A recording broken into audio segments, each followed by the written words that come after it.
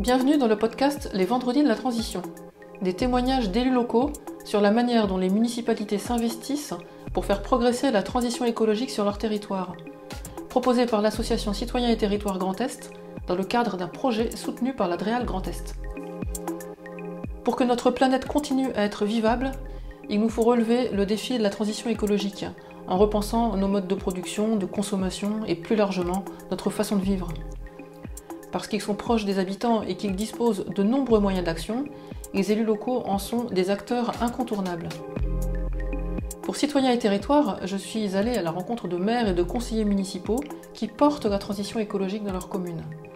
Je leur ai demandé de m'expliquer leur conception de la transition, de me raconter par quoi ils ont commencé, quelles actions ils ont mises en place et aussi comment ils ont associé les autres acteurs de la commune. Vous avez rendez-vous aujourd'hui avec Josette Prime, conseillère municipale de Quatsenheim, une petite commune alsacienne d'un peu moins de 800 habitants, située à une quinzaine de kilomètres de Strasbourg, dans la communauté de communes du Koersberg et de l'Ackerland. J'habite Quatsenheim en fait depuis 1989 et j'ai été active dans le domaine de la pharmacie, dans le domaine du marketing et de la communication, et je suis en retraite depuis 4 ans. Toujours sensible à l'environnement, j'ai été membre de la Ligue de la protection des oiseaux depuis plus de 30 ans. J'ai trouvé dans ce village de nombreuses possibilités et un potentiel formidable pour mettre en action ce qui me tient à cœur et ma vision de la vie citoyenne.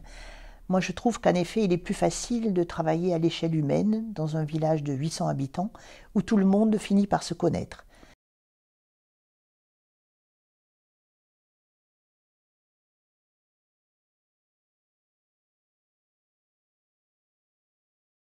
C'est en fait le bien vivre ensemble qui a été un moteur au départ. Il induit obligatoirement le respect de la vie, le respect des autres et celui de l'environnement bien sûr. De partir de la création de conférences santé pour les anciens jusqu'au livre éco-citoyen pour mieux respecter la planète, la ligne était logiquement fixée. Ensuite, le formidable substrat associatif de ce village qui comporte 14 associations a consolidé les échanges et le dynamisme de la démarche. J'étais bénévole à la bibliothèque, puis au Quastrotter pour faire un trail, puis à la création du groupe folklorique, celle des jardins partagés et enfin le club des aînés des Hirondelles quand l'âge est venu. L'expérience a été passionnante de créer des ponts entre ces groupes qui ont en fait le même objectif, non concurrentiel, de rendre la vie agréable dans un village pour tous les habitants. Ensuite, l'engagement logique dans la dernière mandature en tant qu'adjointe était totalement logique et je suis restée ensuite au conseil municipal en tant que conseillère. C'est un autre engagement qui est beaucoup plus efficace pour la réalisation des projets.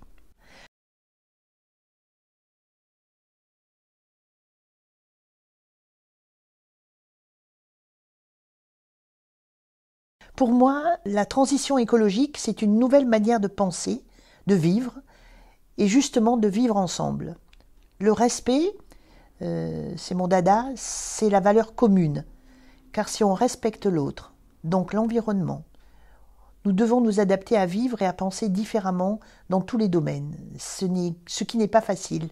Parce que la résistance des habitudes, les fausses idées dans la culture, et le partage qui sera prioritaire car nos ressources diminuent, ont du mal à se faire un chemin. Je pense aussi que l'efficacité, ça c'est aussi vraiment quelque chose dans lequel je crois vraiment, que l'efficacité vient tout autant de la base, donc de nos actions concrètes sur le terrain, que de grandes décisions nationales. Nous pouvons, par nos exemples, nos actions, influer sur le comportement et rendre la société plus écologique par de simples gestes. Et aussi convaincre les réticents par l'exemple. Les oppositions sont souvent que des habitudes ou bien des a priori. Je l'ai vu par exemple et constaté pour le cimetière de Gravillon, à laquelle une partie des habitants tenait beaucoup par peur du changement, argumentant le côté glissant de l'herbe, l'entretien, les fauteuils roulants, alors que tous ces problèmes se sont trouvés bien améliorés ensuite. Et j'ai toujours en tête l'image du 1er novembre où le cimetière engazonné a enfin ouvert, l'enthousiasme des familles qui venaient nettoyer, s'activer dans un cimetière d'un vert éblouissant. Et du coup, 5 tombes ont été renouvelées, réparées dans la foulée. Et maintenant, on s'arrête sur les bancs pour s'y reposer et prendre son temps. Donc, tout peut changer dans les mentalités.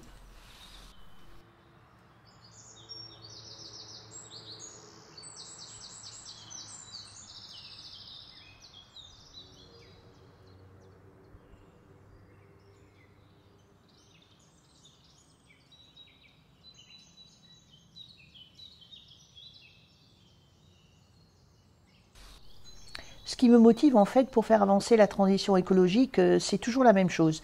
C'est le résultat, quelquefois difficile certes, mais arriver à être vertueux avec réussite et surtout gagner l'adhésion des habitants.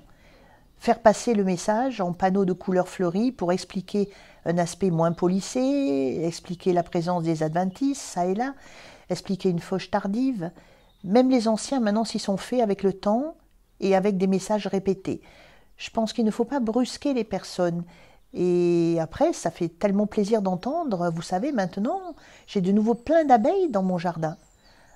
Aussi, le fait de pouvoir allier et combiner les compétences et les énergies pour arriver à un travail commun, ensemble, et qui forge une communauté, c'est cela aussi qui est intéressant personnellement.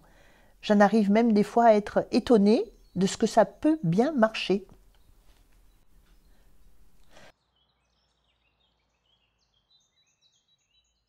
Pour moi, le rôle de la municipalité pour faire avancer la transition écologique dans la commune est essentiel.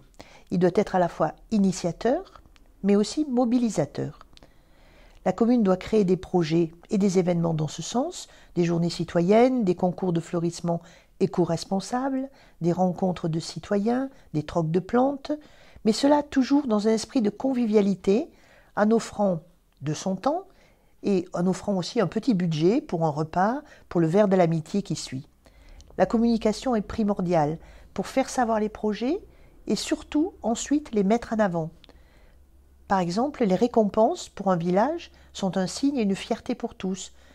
Obtenir 3 libellules du premier coup, obtenir une première fleur cette année, qui avait été postulée en 2019, obtenir le 2e prix des jardins potagers pour les jardins partagés, la reconnaissance de projets comme le cimetière qui a été visité plusieurs fois par de nombreux élus, et la belle entente et le dynamisme des 14 associations qui vont bientôt lancer par exemple 2 soirées pour rénover l'église du village avec leurs recettes.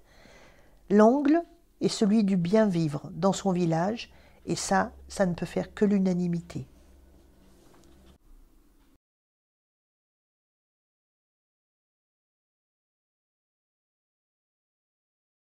Alors à Quatsenheim, nous avons commencé en 2011 déjà à éditer un petit guide de l'éco-citoyen au niveau de la commune. Puis ensuite, on a lancé des journées éco-citoyennes, avec barbecue bien sûr, puis mis en place des ruches. Et ces ruches-là ont mobilisé beaucoup de personnes parce que ça a été un projet très rassembleur.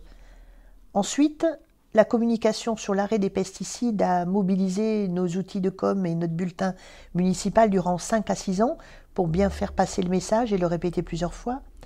Et enfin, on a signé la charte zéro pesticide avec l'agence de l'eau Rhin-Meuse. Et c'était un challenge pour toute l'équipe municipale et l'équipe technique. Ça a été difficile, mais la reconnaissance était au bout. Nous avons obtenu des labels et des autres récompenses qui ont joué un grand rôle dans la motivation des équipes. Petit à petit, les rejets, que ce soit des habitants ou bien des employés techniques, se sont atténués et une attitude beaucoup plus tolérante vis-à-vis de la gestion des massifs a pris place.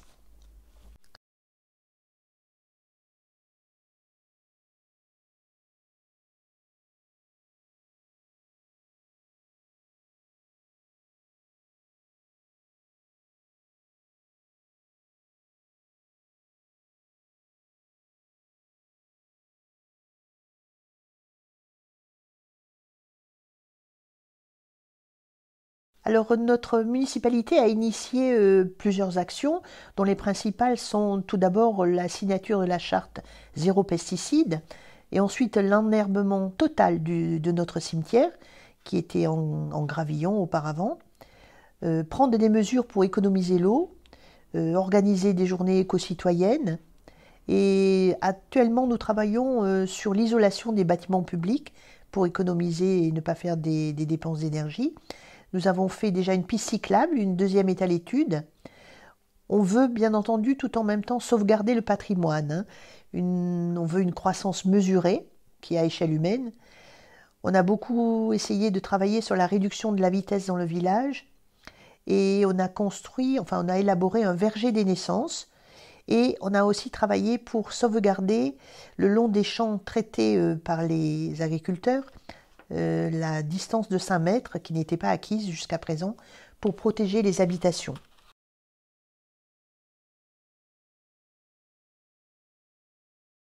Alors pour nous, il est essentiel de travailler avec les associations du village qui sont souvent un moteur essentiel et un formidable levier de bénévoles. En contrepartie, elles sont aidées bien sûr financièrement par la commune et logistiquement quand elles organisent des fêtes ou des animations. C'est du donnant-donnant. Et avec les habitants bien sûr, on ne pourrait pas fonctionner sans leur adhésion. Il y a différents comités consultatifs d'habitants qui ont été institués et qui sont constitués et qui sont consultés régulièrement.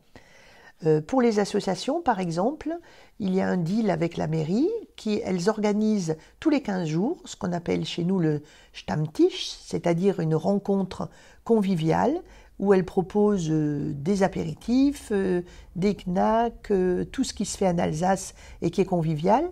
Lors de soirées, ça va de 17h à 21h et c'est très fréquenté par tous les habitants du village, ce qui fait un mélange et des rencontres régulières tous les 15 jours, en même temps que se tient le petit marché sur la place centrale du village.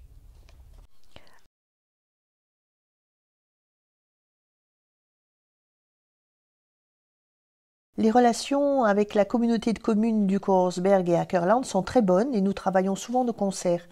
Ils ont créé par exemple des formations d'éco-jardiniers et ces jardiniers diffusent la bonne parole et leur enseignement sur tout le territoire. La commission jeune a fait, elle, une opération arbre dans toutes les communes en 2017. Par exemple, 100 arbustes ont été plantés sur Quatsenheim. Des composteurs ont été mis à disposition, de nombreuses formations ont eu lieu et cette année, un défi zéro déchet vert a été lancé en binôme élu-habitant et des subventions vertes depuis l'an dernier pour des projets environnementaux ont été élaborés et donc nous en avons profité pour notre projet de la ceinture verte que nous avons lancé sur Quatsenheim. Pour bien réussir dans tous ces projets, il y a quand même quelques recettes à respecter.